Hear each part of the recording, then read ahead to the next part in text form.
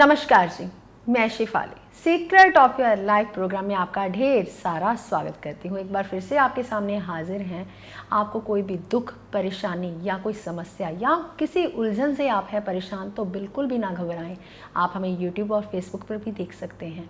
तो हमारे साथ हैं प्रोफेसर गुरदीप रोड़ा साहब। पहले स्वागत कर लेते हैं, बाद में बताती हूँ एपिसोड किस चीज़ पे है। तो प्रोफेसर, ओम नमः शिवाय। नमस्कार प्रोफेसर, आज का एपिसोड जो है हमारा है ज्योतिष सीखें।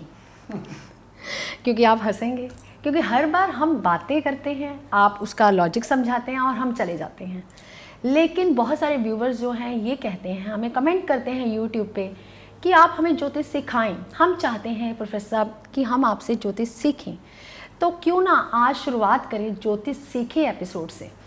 मैं चाहती हूँ प्रोफेसर, एक घर, मैं जब भी कोई किताब पढ़ती हूँ या मैंने भी जितनी किताबें पढ़ी आज तक मैंने यही जाना है सिर्फ 2 या 4 या 5 चीज़ें बताई जाती हैं। लेकिन जब हम प्रैक्टिकल करते हैं, जब मैं आपके साथ बैठती हूँ, आपके पास कोई परिवार का सदस्य आता है तो आप उसमें 50 चीज़ें बता देते हैं। यानी कि पहला घर किस चीज़ का है, इतनी चीज़ें मैं सुनकर हैरान रह जाती हूँ। प्रोफेसर, आपने याद कैसे रखी ये 50 चीज़ें कि एक घर से देखी जा सकती हैं?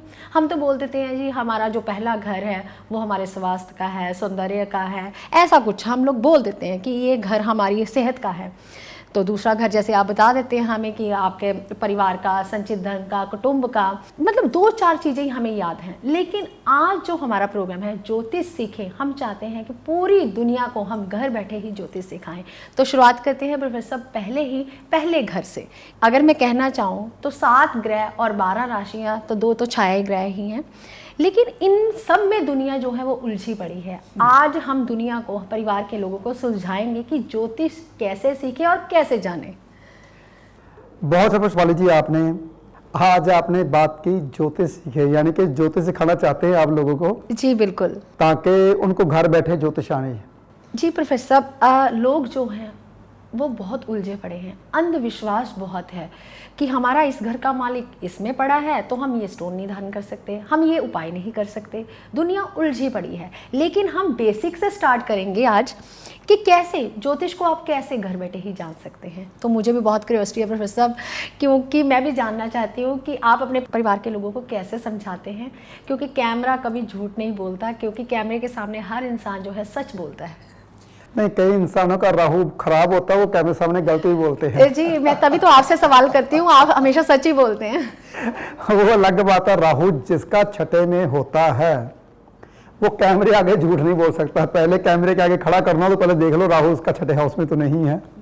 लेकिन ये भी शर्त होनी चाहिए, राहु शुक्र की राशि का बढ़िया होता है और बुध की राशि का बढ़िया होता है। पहले आप ये जान लीजिए। चलो, राहु देव की बात पहले से आ गई। हालांकि ज्योतिष सिखाने वाला भी राहु देव ही है। अगर जिसकी कुंडली में राहु अच्छा होता है, ज्योतिषी वही बनता है। कहते हैं ना, गुरु ज्योतिषी बनाता है, बिल्कुल भी नहीं। जो गुरु ज्ञान देता है, राहु ज्योतिषी बनाता है। गुज्जी विद्या जो है ना, ये राहु देवी सिखाते। पंचम में राहु आ जाए तो वो भी बहुत अच्छा ज्योतिषी बन जाता है। चलो, ये तो बातों बातों में बात निकली तो मैंने पूरी की। आज ज्योतिष की बारी आती है। शेफाली जी बोलते हैं कि आप लोगों को बताइए पहले घर से क्या देखा जाता है। जैसे कि जितनी भी किताबें ढूंढ लीजिए, हर किताब में ज़्यादा से ज़्यादा 5 से 7 चीज़ें लिखी होंगी और पहले घर के बारे में विस्तार से बताया ही नहीं जाता। हो सकता है कि जो किताब लिखने वाला हो उसे ही ना पता हो कि पहले घर से इतनी चीज़ें कैसे देखी जा सकती हैं। हाँ, अगर पता हो तो इतनी मोटी किताब कैसे लिख दें। मेरी ये कोशिश होती है कि आपको घर बैठे हर चीज़ के बारे में बताना, सच्चाई के बारे में बताना। लेकिन कहते हैं ना, ज़्यादा सच का पता चल जाए वो मेरे से ही आके सवाल करने शुरू कर देते हैं। जी, ये बात होती है। तो मैं सबको पहले ये समझा दूं, मुझे 20 से 25 साल हो चुके हैं, शायद 26 भी हो गए हों ज्योतिष करते हुए। ज़्यादा भी समय हो चुका होगा, शायद कम भी हो, थोड़ा सा 2-4 साल। लेकिन सच्चाई ये है, 7 ग्रह 12 राशि की कैलकुलेशन गणना करनी बहुत ज़्यादा कठिन है। दुनिया का सबसे कठिन काम है इन ग्रहों की गणना करनी। तो जो कि लोगों ने ना मजाक बना रखा है कि मैं ज्योतिषी बन गया, मैं बन गया, मैं बन गया, मैं बन गया। तो सत्य यही है कि मैं आज तक ज्योतिषी नहीं बन पाया, यानी कि मेरे को गणना नहीं आई अभी तक, इतनी कठिन गणना है। हाँ, अगर हम भगवान का नाम लेते हैं, श्रद्धा भाव रखते हैं, ज्योतिष से प्यार करते हैं बहुत ज़्यादा, तब भगवान हमें वो चीज़ दिखा देता है, ये इंसान आपके पास आया है और किस लिए आया है। ये हमें भगवान दिखाता है जब हम अच्छे कर्म करते हैं या कि किसी का बुरा नहीं करते, कोई भी हमारे पास आता वो ठीक होता है, उसका यही का कारण है कि हम भगवान को मानते हैं।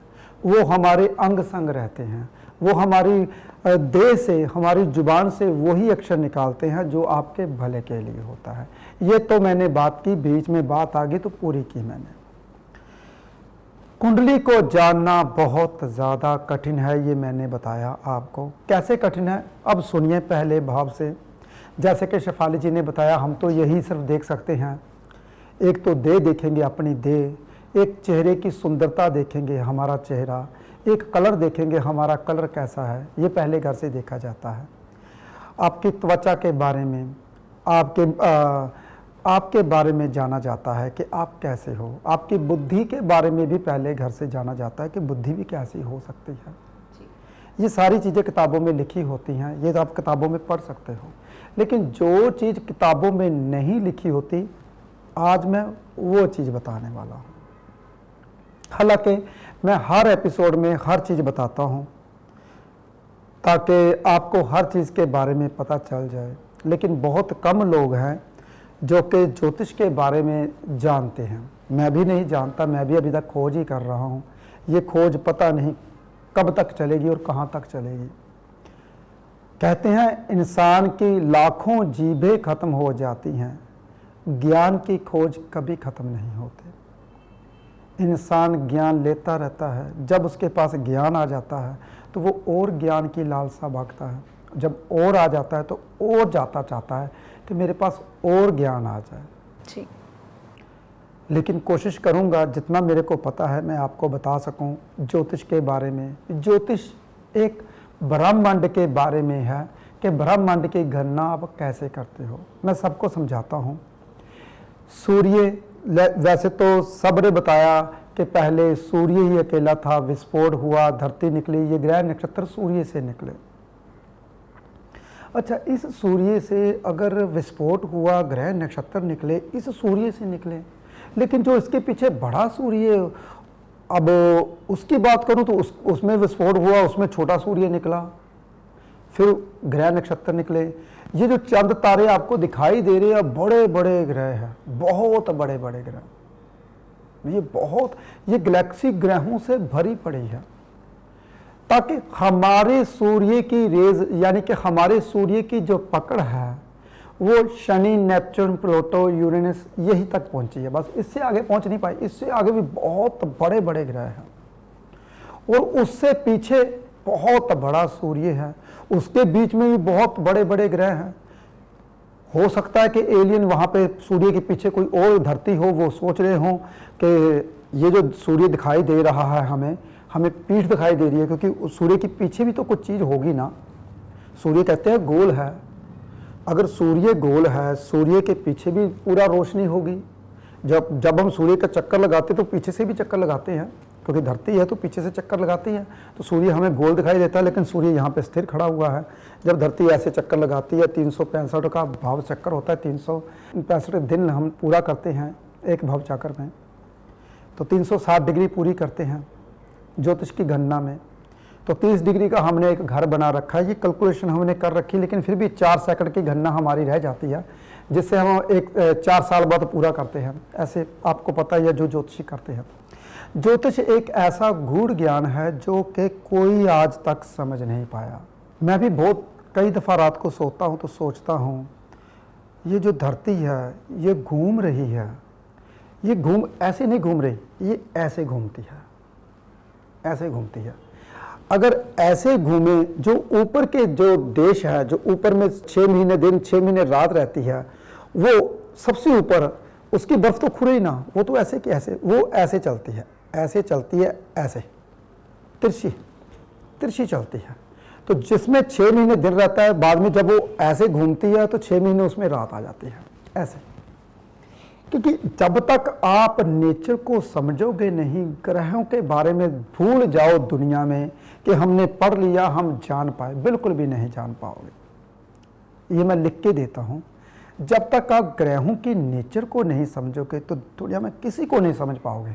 अगर ग्रहों की नेचर को, अगर पूरी नेचर को समझ लीजिए, हमारे सूर्य को समझिए, ये जब निकलते हैं लाली में क्यों दिखाई देते हैं और छुपते हैं लाली में क्यों दिखाई देते हैं, जब हमारे सिर के ऊपर आते हैं तो इसका कलर पीले रंग का कैसे हो जाता है। पहले तो गोल्डन होता है, फिर पीले रंग का, पहले लाल, फिर गोल्डन, फिर पीले रंग का, फिर उसके बाद लाल आता है पीले रंग का, फिर रेड रंग का, फिर छिपता है। ऐसा क्यों होता है, पहले तो ये समझिए आप।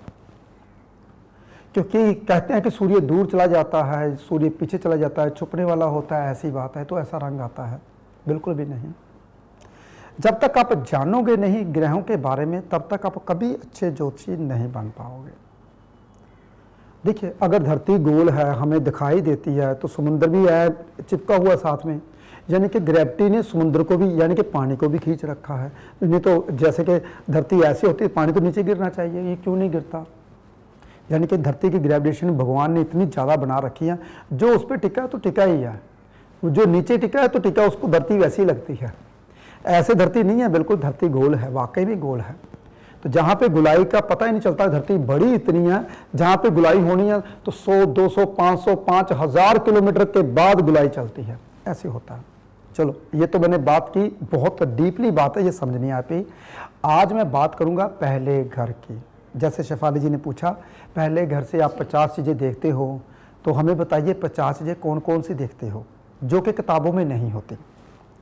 पहला घर हमारी देह का, यानी कि इससे हम अपना फेस देख सकते हैं, रंग कैसा है, बुद्धि कैसी है ऐसे इंसान की, और ऐसे इंसान की त्वचा कैसी है, देह कैसी है, बेढंगा तो नहीं है, सुंदर होगा या नहीं होगा।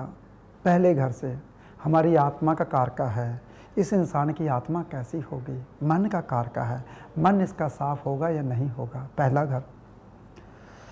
क्योंकि कारका कौन है, सूर्य और चंद्रमा। पहले घर के कारक तत्व, यानी कि पहले घर को जो संभालते हैं 3 इंसान, 3 जिन्हें संभालते हैं जो पहले घर को संभालते हैं। पहला देह, जो आपका ढांचा है, समझिए बहुत ध्यान से। दूसरी आत्मा, जो कि आपके जीवित, जो आपको गर्म रखती है, 5 तत्वों को बैलेंस रखती है आपके भीतर। तीसरा आपकी मन की सोच, जो मन है आपका, जो कभी किधर ले जाता है कभी किधर ले जाता है, वो पहले घर से है। देखिए, अब इनका बैलेंस बना के रखा, अगर एक चीज़ बीच में चली जाए, ये देह खत्म हो जाए। जैसे कि आत्मा चली जाए, ये मृत्यु, ठंडा शरीर पड़ जाए, बदबू आनी शुरू हो जाती है, गल जाएगा। मन चला जाए, बुद्धि खत्म हो जाए, लाले बगनी शुरू हो जाएगी, बुद्धि समझ आएगी नहीं, क्या खाना क्या पाना और कहाँ हगना कहाँ नहीं मूतना, ये सब कुछ पता ही नहीं चलेगा आपको। अगर देह ही नहीं है तो आत्मा कहाँ रखेगी, मन कहाँ रहेगा, ये नहीं। मन जो है आपका दिमाग है, ये 6 जन्मों की याददाश्त रख रहा है एक शरीर में, यानी कि एक शरीर में 6 जन्मों की याददाश्त लेकर घूम रहे हो आप। कभी आप जब सोते हो, सूक्ष्म शरीर आपका पिछले जन्म में ले जाता है, आने वाले अगले जन्म में ले जाता है, आने वाले अगले पल में ले जाता है। जब आप बैठ रहे होते तो देख रहे हो मेरे पीछे बंदे भाग रहे हैं घोड़े से, आप भाग रहे हो, मैं आसमान में उड़ रहा हूँ, और आप सो रहे हो तो क्या पता ज्वालामुखी फट रहे हैं। ये आपके पिछले जन्मों की याददाश्त है या आने वाले जन्मों की, क्योंकि इसमें 6 जन्म याद कराने हैं आपको, जो आपको मनुष्य को मिलने हैं। ये जो आत्मा है, ये शरीर चेंज करती है, ये कभी नहीं मरती। ये 6 जन्म के बाद मर जाता है दिमाग आपका, मन आपका, लेकिन आत्मा कभी नहीं मरती। ये आत्मा आपको भगवान ने दे दी, बस ये किस रूप में कहाँ जाएगी, यही आत्मा जाएगी, कोई और आत्मा नहीं आपके भीतर घुसेगी। पहली बात तो ये जान लीजिए। ये जो शरीर है, ये 120 साल की उम्र लेके आए हो, पूरा आप भोगो ना भोगो वो आपको पता नहीं है। कुछ पहले ऋषि प्राणायाम करके सांस को रोक लेते थे कि हमें जो सांस मिली है वही तो गुनी चुनी मिली है, तो हम अगर सांस ही रोक लेंगे तो हमारी उम्र तो बढ़ेगी ही बढ़ेगी। जितने भी कहते हैं ना बॉडी बिल्डर होते हैं या जितना भी ज़्यादा सांस करते हैं, उनकी आयु कभी भी 80-90 साल से ऊपर नहीं होती, वो जल्दी खत्म हो जाते हैं, क्योंकि 120 साल की दी होती है, वो 30 साल के अपनी सांस पहले से खर्च कर लेते हैं। अब ये ना कहना कि एथलीट का क्या होगा वो अपनी सांस पूरी भी कर लेते, जब सोते तो लंबी सांस लेते हैं। हम सांस लेते हैं,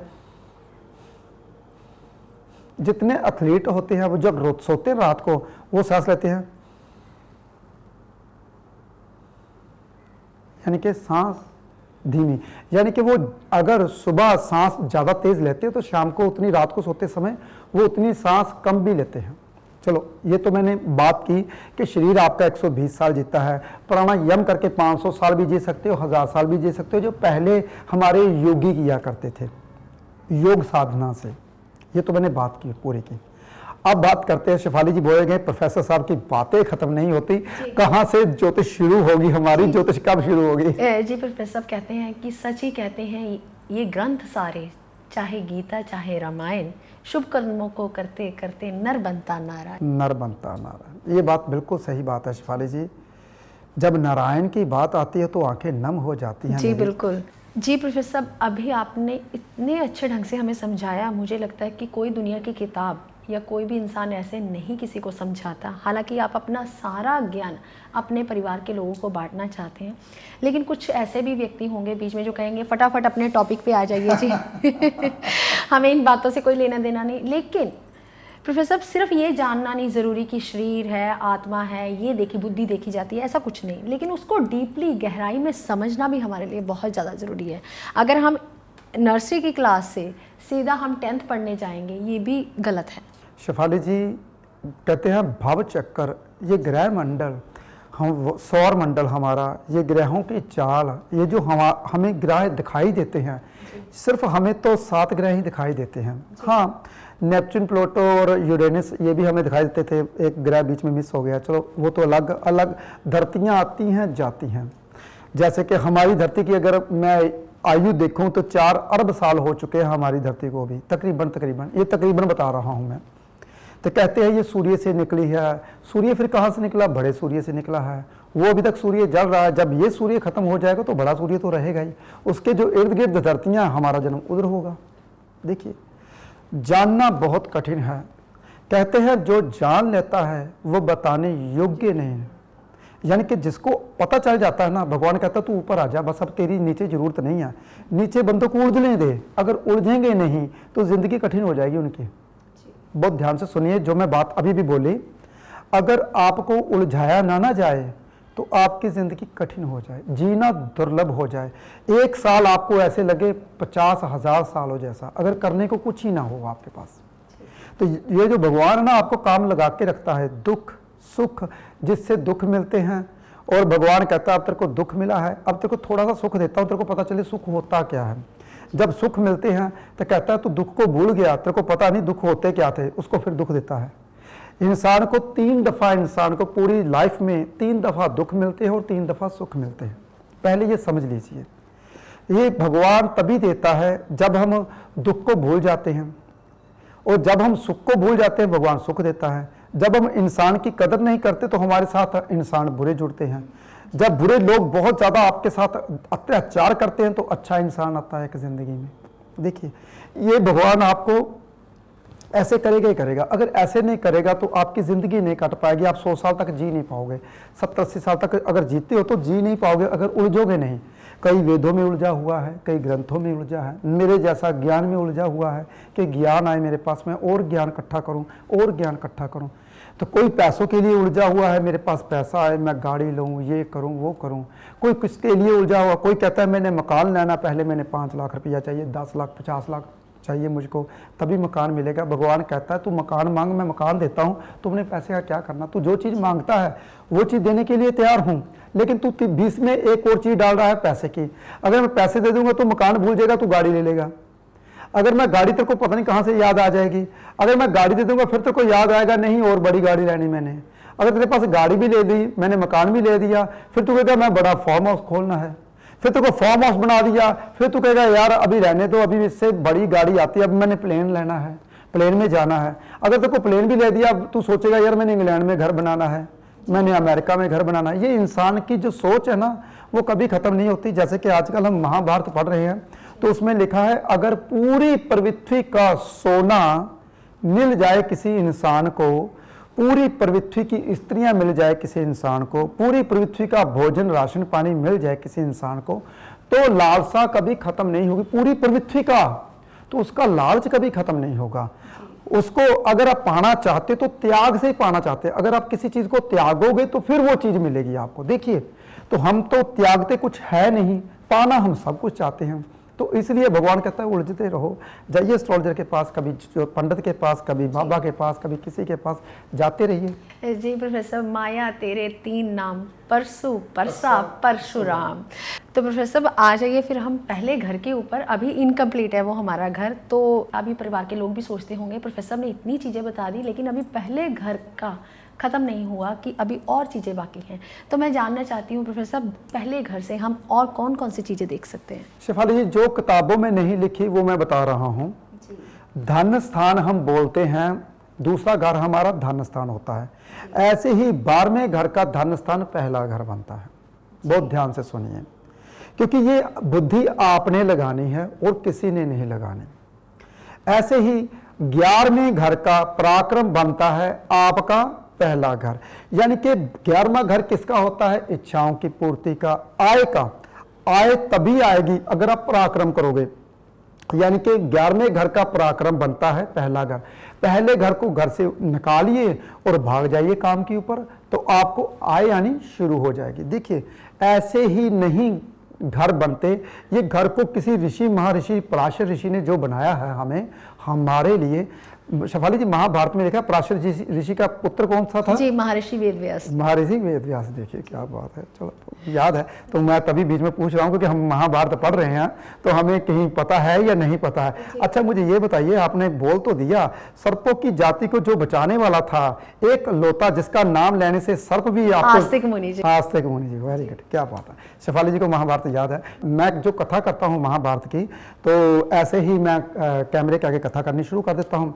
तो नाम बहुत कठिन है, तो वैसे एक पहली दुनिया में ऐसी महाभारत लेके आ रहा हूं मैं, जिसमें हर एक चीज के बारे में बहुत बारीकी में बताया। पता नहीं शुरू कहां से होगी, अभी तो शूटिंग हो चल रही है। जी प्रोफेसर, जब हम महाभारत करते हैं ना, तो पता ही नहीं चलता समय कैसे बीत जाता है। 3-4 घंटे ऐसे ही निकल जाते हैं शूटिंग में।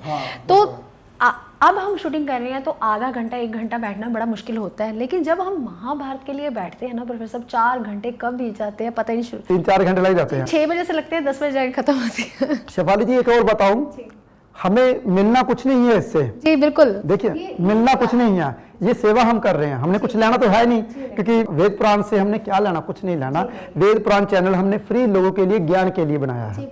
चलो, ये तो हमारा कहते हैं ना कित्ता है, किर्त है हमारी, ये ज्योतिष का जो हमारा है। लेकिन हमने एक वेद पुराण चैनल बनाया जिसमें हम लोगों को फ्री में बताते हैं ऐसी ऐसी चीज़ें जो हमारा सनातन धर्म है, जो हमारे ज्ञान के बारे में कभी नहीं बताया गया, उसके बारे में हम बताते हैं। देखिए, मिलना कुछ नहीं है, लेकिन हमें शौक है। क्या शौक है? ऐसे ग्रंथों को पढ़ने का जो कि हमारे अलोप हो चुके हैं। अलोप है तो हैं, लेकिन कोई पढ़ाता नहीं, कोई बताता नहीं इसके बारे में। जी प्रोफेसर, अभी हमने पराशर ऋषि की बात की जिन्होंने ज्योतिष की रचना की, तो उनके पुत्र की बात की महर्षि वेदव्यास जिन्होंने महाभारत को रचित किया। तो प्रोफेसर, ये नॉलेज, ये ज्ञान कोई नहीं देता, ऐसा कोई नहीं बताता। इतना गूढ़ ज्ञान जो आप सेवा कर रहे हैं, जो आप भक्ति भाव कर रहे हैं, ये शायद आपको भी परमात्मा ने ड्यूटी लगा रखी है सबकी सेवा। पता नहीं पिछले जन्मों में क्या पाप किए होंगे या क्या पुण्य किया होगा। आप कहते तो हैं राहु छठे वाले ऐसे करते हैं, तो अगर केतु 12वें हाउस में आ जाता है तो पूरी दुनिया को तारने वाला, जीते जी मोक्ष प्राप्त करने वाला इंसान होता है। तो फिर आपकी ड्यूटी है, तो आ जाइए प्रोफेसर फिर पहले घर के ऊपर। जी, फिर पहले घर के ऊपर। पहला घर नहीं खत्म होगा, एपिसोड खत्म हो जाएगा। जी बिल्कुल। चलो, अभी बात करता हूं 10वां घर। जैसे कहते हैं 10वें घर का पहला घर सुख स्थान बनता है, चौथा घर बनता है 10वें घर का। 10वें घर का सुख स्थान पहला घर कैसे बना? अरे भाई, 10वां घर होता है कर्म का। आप काम कीजिए तभी आपको पहले घर के रिलेटेड सुख मिलेंगे, यानी कि देह का सुख तभी मिलेगा आपको। आप आराम से आप चारपाई पे सो सकोगे, मोटे गद्दे पे सो सकोगे। कब सो सकोगे? जब आप कर्म करोगे, यानी कि 10वां घर का सुख स्थान पहला घर बनता है। ये किताबों में नहीं है, लेकिन ये बुद्धि आपने ही लगानी है। जब तक आप दिमाग नहीं लगाओगे तब तक आपको नहीं पता चलेगा। ऐसे ही हमारा भाग्य स्थान है 9वां घर। 9वें घर का जो पंचम स्थान बनता है पहला घर, यानी कि अगर भाग्य जागेगा तो आपकी वजह से ही जागेगा। अगर आप विवाह करोगे, आपका पुत्र होगा, तो आपका पंचम घर जागेगा। जैसे कि भाग्य तभी जागेगा आपका अगर आप पहले घर के बारे में अपनी देह को काम पे लगाओगे, इच्छाओं की पूर्ति करोगे। आपका 12वें घर का धन स्थान, 12वां घर किसका होता है? हॉस्पिटल का, जेल यात्रा का और विदेश यात्रा का 12वां घर होता है। और भी बहुत कुछ लिखता है। 12वां घर बाईं आंख भी कही जाती है, बायां कान भी, ऐसे ही, ठीक है। तो ये 12वां घर नुकसान का, तो 12वें घर का धन स्थान बनता है पहला। ऐसे ही भाग्य का पंचम स्थान बनता है पहला घर। तो भाग्य का पंचम स्थान आपने कैसे जगाना है? अगर अपनी देह का ध्यान रखते हो तभी आपका भाग्य जागेगा। अगर खाने पीने का ध्यान नहीं दिया, अगर आपने कभी ये नहीं किया कि मैं उठूं चल रहने दो, सोते रहूं, तो भाग्य कभी नहीं जागेगा। पहले आप अपनी देह का ध्यान रखोगे तभी भाग्य जागेगा, तब तक नहीं जागेगा, क्योंकि भाग्य का पंचम स्थान बनता है। इसी तरीके से अब आगे 8वां घर, 8वां घर मैं पीछे से चल रहा हूं, आगे से नहीं चल रहा। अगर आगे से चलूंगा तो आप जल्दी, मैं पीछे से इसलिए चल रहा हूं कि शायद क्या पता टाइम बचे या ना बचे। बहुत सारी बातें हो चुकी, पहला घर पूरा नहीं हुआ। शेफाली जी अभी मेरे को यहाँ पे बताएंगे, कहेंगे इसको पूरा करना है तो आप अगला एपिसोड अभी कीजिए, शायद हम इसी जगह पे बैठ के अगला एपिसोड करेंगे। तो शेफाली जी पीछे इशारे भी आने शुरू हो चुके हैं कि 23-24 मिनट 25 मिनट हो चुके हैं। कोशिश करते हैं कि आपको अगले एपिसोड में बताता हूं कि अष्टम घर से कैसे देखते हैं हम पहले घर को। जी प्रोफेसर साहब, इतना गूढ़ रहस्य आपने आज बताया, शायद ही मुझे लगता है किसी जोशी ने आज तक देखा होगा। कहीं ना कहीं हम भी जब देखते हैं तो पहला घर देख लेते हैं, दूसरा देख लेते हैं, तीसरा देख लेते हैं, लेकिन ऐसी ज्योतिष मैंने नहीं सुनी, मैंने नहीं जानी। हालांकि 8 साल हो गए मुझे भी प्रोफेसर गुरदीप बड़ा साहब के साथ रहते रहते, आज तक उन्होंने मुझे भी नहीं सिखाई कि ऐसे भी घर देखा जा सकता है। ये अपनी बुद्धि से देख सकते हैं। हम लोग सिर्फ किताबी पढ़ाई पे ना जाएं, आप कुछ प्रैक्टिकल करके देखें। जैसे प्रोफेसर गुरदीप बड़ा साहब ने अभी पहला घर बताया, मुझे लगता है कि आप फटाफट अपनी नोटबुक उठाइए, पेन कॉपी पेंसिल उठाइए और लिखना शुरू कर दीजिए। ऐसी ज्योतिष आपको कोई नहीं सिखाएगा, इसलिए ज़्यादा से ज़्यादा लोगों तक शेयर कीजिए ये बातें, क्योंकि ऐसी बातें ना कभी सुनी है, ना ही आप कभी सुन पाएंगे। तो कमेंट में आप चाहे ओम नमः शिवाय लिखिए, चाहे आप अपना कोई व्यूज़ दे सकते हैं हमें, ताकि हम और अच्छे अच्छे एपिसोड आपके लिए लिख के आते रहें। आप अपना ध्यान रखें, खुश रहें। फिलहाल आज के लिए इतना ही। नमस्कार।